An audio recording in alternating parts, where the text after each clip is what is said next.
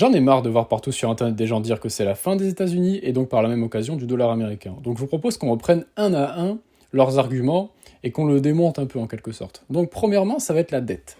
Si vous regardez la dette des États-Unis, effectivement, on a un pays qui s'endette assez fortement, on est à 122% du PIB, mais attention, on a déjà eu des pics quasiment aussi élevés, donc à la fin de la Seconde Guerre mondiale, et c'est pas pour autant qu'à la fin, on ne peut pas fortement ralentir la dette. Donc c'est pas parce que vous avez une dette élevée actuellement que c'est bon, bah, c'est la fin des États-Unis, c'est plié, merci, au revoir. Surtout que vous avez une volonté aux États-Unis là maintenant de baisser fortement la dette, quitte à faire des économies vraiment drastiques, d'accord. Et c'est le cas, donc, on l'a vu avec Elon Musk qui a été nommé secrétaire de l'efficacité des comptes publics. Bon, on verra ce que ça donne. En tout cas, il y a vraiment une volonté derrière de réduire la dette américaine.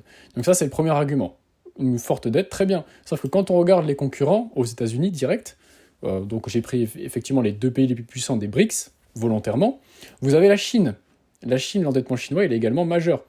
Alors il est évidemment moins élevé que celui des États-Unis, mais vous voyez que petit à petit, la Chine se rapproche des États-Unis, et la Chine atteindra le même niveau que les États-Unis. Ok ? Ça c'est clair, parce qu'on voit que l'évolution est assez majeure. Alors qu'en plus, la Chine, évidemment, est moins développée par habitant. D'accord ? Donc, finalement, quand la Chine atteindra un niveau de développement aussi élevé que les États-Unis, la dette, finalement, elle va suivre également. Ok ? Également, si vous regardez la dette en Inde, et bien finalement, l'Inde, qui est encore une fois en termes de développement par habitant, qui est très très loin derrière les États-Unis et loin derrière même la Chine. Mais vous voyez que c'est déjà à 80% du PIB, la dette publique indienne. Donc c'est déjà des niveaux d'endettement qui sont assez élevés. Donc déjà, j'ai envie de dire, l'argument de la dette, comme quoi ça va amener la fin du dollar, ok, mais tout le monde s'endette. Donc déjà, cet argument, ok, très bien. Comment c'est ça ? Donc quand on regarde, quand on fait une moyenne, alors là évidemment je n'ai pas détaillé dans la vidéo parce qu'on pourrait durer vraiment très très longtemps. D'ailleurs n'hésitez pas à me dire si vous voulez que je fasse une vidéo vraiment longue sur pourquoi la dédollarisation est un mythe et qu'on a vraiment peu de chance de la voir, la fin du dollar américain, nous, de notre vivant. Si vous voulez, je fais vraiment une vidéo très très complète, où on vraiment détaille, qui pourrait durer plus d'1 heure largement. Mais là le but c'est vraiment de voir rapidement, un peu une vue d'ensemble. Donc, l'écart de croissance réel en termes de milliards ajoutés au PIB tous les ans, elle n'est pas si énorme que ça entre la Chine et les États-Unis. D'ailleurs, j'avais fait une vidéo qui explique pourquoi la Chine, en fait, n'était même pas garantie de devenir première puissance. Donc maintenant, on a vu un peu rapidement les chiffres macroéconomiques, très rapidement. Maintenant également, c'est bien, on parle tout le temps des problèmes que peuvent avoir les États-Unis, l'endettement, etc. Bref, on va pas refaire la même musique. Sauf que la Chine également a des gros soucis, d'accord ? Vous aviez Evergrande, le scandale au niveau de l'immobilier, démographie chinoise, gros danger également. Au niveau de la population active, elle va fortement diminuer. Et ça, la Chine, c'est une catastrophe, parce que c'est encore pire qu'aux États-Unis. Étant donné qu'il y a peu d'immigration en Chine, voire presque pas, évidemment, les États-Unis ont une capacité à attirer évidemment les cerveaux et la main-d'œuvre beaucoup plus facilement que la Chine. C'est un pays qui fait beaucoup plus rêver, évidemment. Également, vous avez, d'un point de vue innovation, les États-Unis innovent largement, mais largement plus que la Chine. D'accord ? La Chine même innove très peu, et c'est même le président chinois qui l'a dit lui-même, c'était que l'économie chinoise est une grosse économie, mais une économie qui est plutôt faible, en fait. Beaucoup disent que les États-Unis, en fait, c'est du vent, donc le dollar américain, il est basé sur du vent parce que il devrait pas être aussi fort, en fait. Parce que les États-Unis, en fait, il n'y a plus d'usines aux États-Unis, tout est délocalisé en Chine, ils produisent plus rien, donc ouais. Globalement, c'est ça l'argument, c'est les États-Unis, c'est un peu du vent. Tout ça, c'est basé sur du vent. Et forcément, un jour ou l'autre, le marché, il corrigera. C'est faux. Les États-Unis, c'est basé sur du vent. Ceux qui disent que les États-Unis, sans le dollar, ils sont rien. Et vous rigolez ou quoi ? Vous voyez les entreprises un peu sur le S&P 500 ? Apple, Nvidia, Microsoft, Google, les plus grosses banques du monde, les plus puissantes, c'est des banques américaines. Tesla, vous allez regarder déjà dans les produits de consommation Coca-Cola, c'est partout dans le monde. Vous allez dans une petite supérette en Inde, ils vendent des chips Lay's, donc de PepsiCo. Vous voyez les plus grosses, les plus puissantes entreprises dans le secteur pétrolier, également américaines. L'Inde, également, c'est le Air Liquide sous stéroïdes américain. Walmart, je crois que c'est une des entreprises qui a le plus de salariés au monde. Enfin, c'est absolument majeur. Vous savez, un Chinois qui a de l'argent, il s'achète un iPhone. Vous le voyez, les chiens qui ont de l'argent, ils ont tous des iPhones. Mais si on clique au hasard, vous voyez, Otis, c'est quasiment tous les ascenseurs que vous allez prendre, c'est des Otis. C'est incroyable. Caterpillar, tout ce qui est agriculture, pareil, les tracteurs John Deere, etc., etc. En fait, vous vous rendez compte que voilà, Visa, Mastercard, déjà, votre carte de crédit, c'est quelque chose d'américain, d'accord? Également, SP Global, ils ont le pouvoir de notation sur des dettes d'État. Ils peuvent faire littéralement couler des États, limite. Également, les plus grosses entreprises de l'armement, bon, bah, évidemment, c'est américain. Boeing, même si Boeing a des grosses difficultés, ça reste avec Airbus, bon, bah, les deux seuls qui produisent vraiment à la chaîne des avions de ligne. Également, le dollar américain, non seulement est basé sur toutes ces entreprises absolument majeures, et aussi l'armée américaine, tout simplement, qui a une capacité justement de frappe en profondeur et à l'extérieur, bah, qui est absolument majeure, qui est beaucoup plus importante que la Chine. La Chine, si elle veut se déployer massivement, par exemple au Moyen-Orient, elle peut pas le faire en fait. Elle peut pas le faire, elle n'a pas les moyens logistiques. C'est une très grosse armée, l'armée chinoise, mais qui est très grosse, mais pas mobile. Alors que les États-Unis sont une armée extrêmement mobile. Mais ça, on y revient juste après. Alors également, autre argument contre le dollar américain, ça va être celui de son bilan de la Banque centrale américaine, donc de la Fed. Donc souvent, on va vous présenter un graphique. D'ailleurs, souvent, il s'arrête en 2021, bizarrement, pour vous montrer que les États-Unis impriment énormément d'argent parce que le bilan de la Banque centrale explose. Et donc, plus on imprime des dollars, moins le dollar américain, plus le dollar américain plutôt va perdre de la valeur. D'accord? Donc, ok, très bien. Bien, on va aller voir directement en Inde, par exemple. Bilan de la Banque centrale indienne également explose.